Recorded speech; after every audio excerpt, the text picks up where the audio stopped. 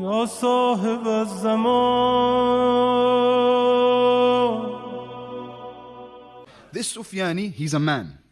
He's a figure, he's a man. But behind him is a great system. So it makes no difference. We still believe there's a whole system behind him.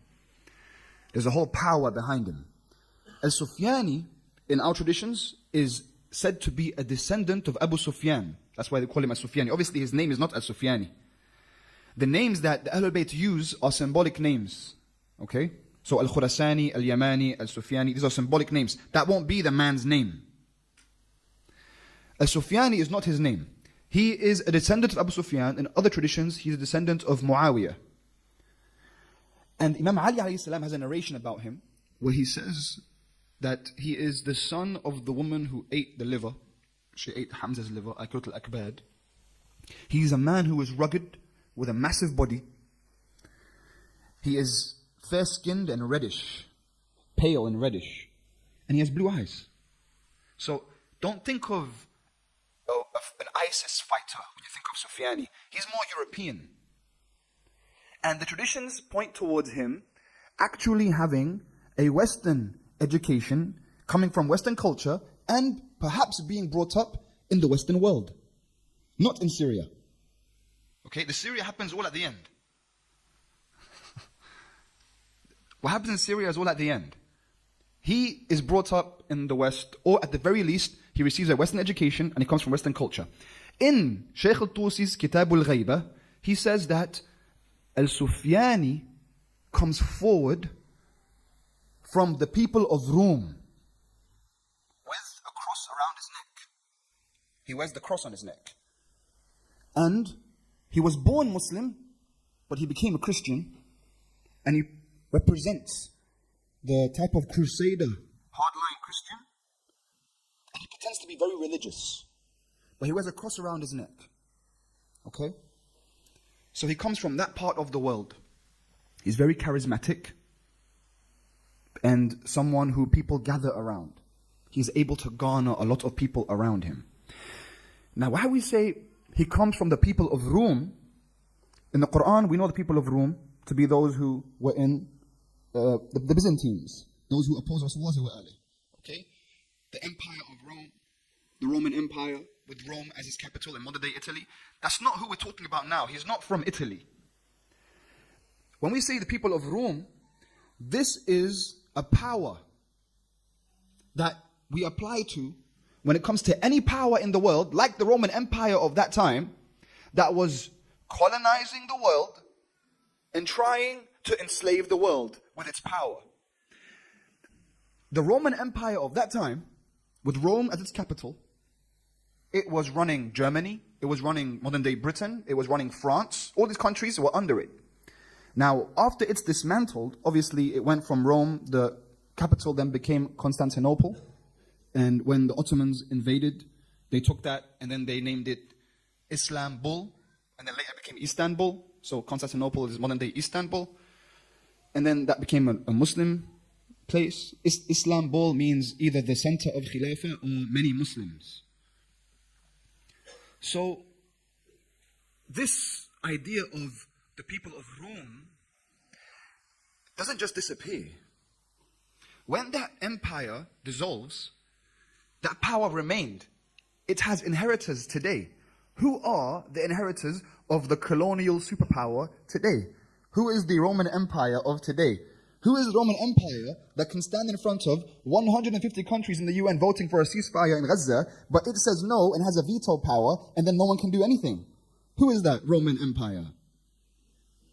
Okay, I'm saying the shoe fits. So the US is that empire. The US and Europe, they continued that power that was inherited from the people of Rome. So we're not talking about people of Rome in the Quranic context here. When we say a Sufiani comes from the people of Rome with a cross around his neck, that's what we're speaking about. He comes from there. He represents those people. Now, he goes to occupy Palestine. When people say that we're Shia, we have nothing to do with Palestine, check your narrations. He goes to occupy Palestine. Now, whether right now, if Palestine is liberated today or not, Sufiani is still going to come and still going to go to occupy Palestine. Okay, so understand this. If Sufiani comes out now, then he just makes the job a lot quicker for us so we can just get this over and done with.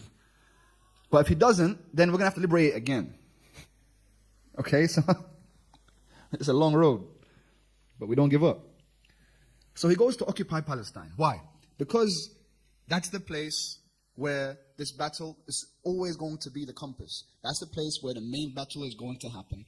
And that's the place where he's able to create a line of defense for the people of Rome before they get to the lands of Rome. And his main aim in the beginning is not even to fight Muslims. It's to establish control in the region for whichever government he represents. So that's not clear. But he represents a very strong global power. He's a ruler, very strong, charismatic, gathers a lot of people, and he is a butcher. He kills people in the tens of thousands very, very quickly. And in the narrations, it's said that the way in which he does that, it's very gruesome. He kills, listen to me, yeah? You don't even have to use your imagination anymore because the last 2 months you've seen this on the video. He kills babies in their mother's wombs.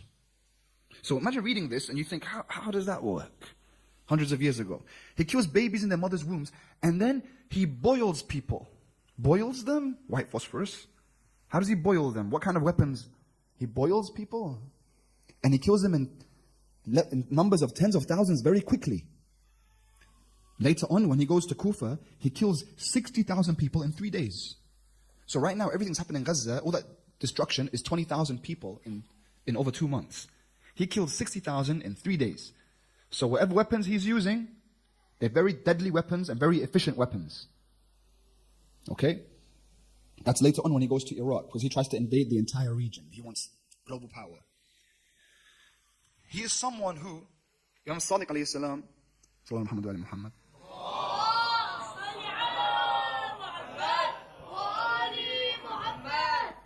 Imam Sadiq says that Abu Sufyan was the one who was fought against by Rasulullah wa alihi.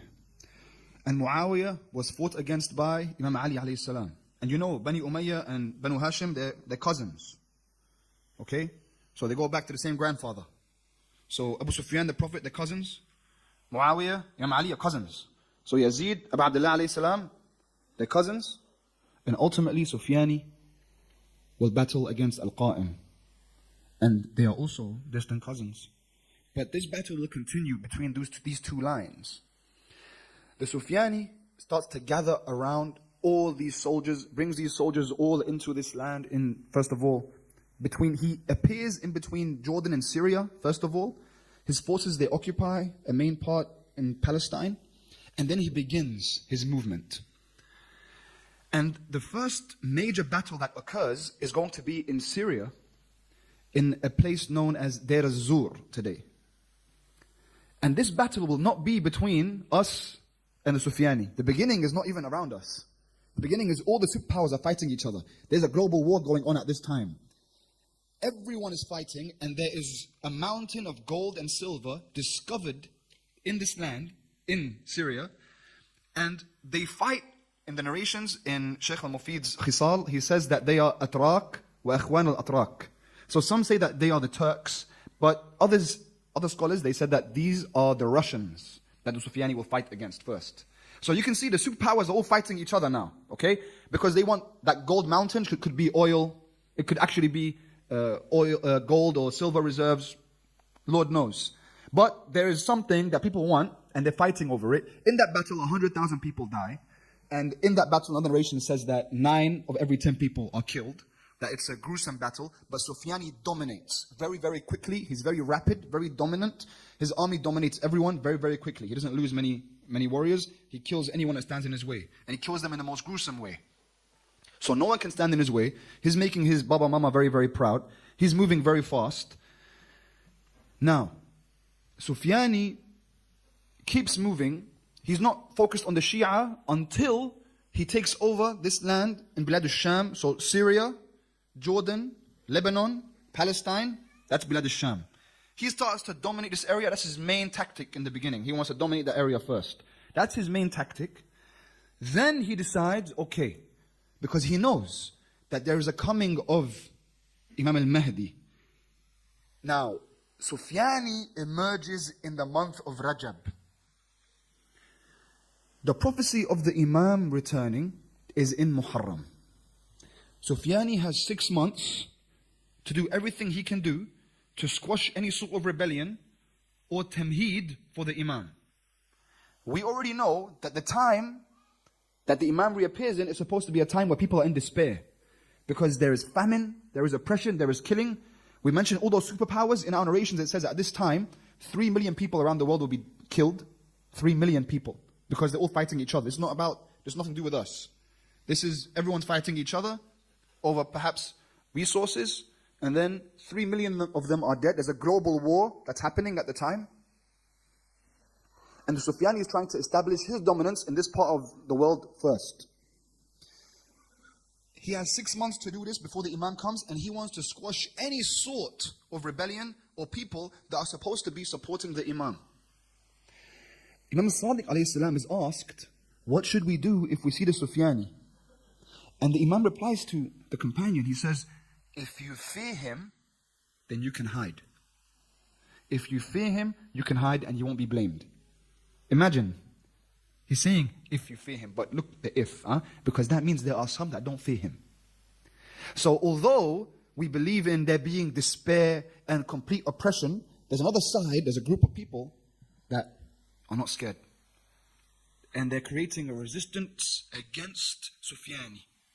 Even though he is demolishing everyone in his way, they're finding a way to resist against Al-Sufiani and his movement. Now Sufiani looks towards them. And so he says he has to go to Kufa, because Kufa is the capital. That's where Imam Ali alayhi salam governed from. That's where Imam Mahdi will govern from. He has to establish himself in Kufa. So he says Iraq. He must go to Iraq and conquer Iraq. أبا صالح يا أبا صالح